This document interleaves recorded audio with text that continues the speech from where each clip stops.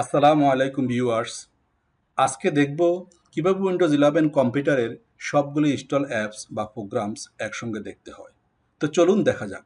প্রথমে আপনি আপনার কম্পিউটারের ফাইল এক্সপ্লোরার এখানে ক্লিক করুন। তারপর দিস পিসি এখানে ক্লিক করুন, দিস পিসি। তারপর এখানে টাইপ করুন শেল কোলন অ্যাপস ফোল্ডার। তারপর কিবোর্ড থেকে এন্টার করুন। তাহলে আপনি আপনার কম্পিউটার সবগুলো ইনস্টল অ্যাপস এখানে দেখতে পাচ্ছেন। আরেকভাবে দেখা যায় সেটা হলো স্টার্ট বাটনে ক্লিক করুন, তারপর সেটিংসে ক্লিক করুন।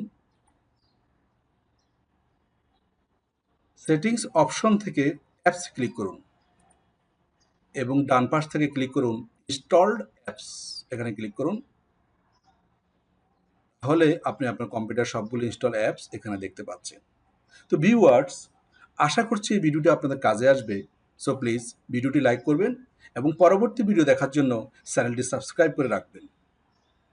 ভিডিওটি দেখার জন্য ধন্যবাদ। আসসালামু আলাইকুম।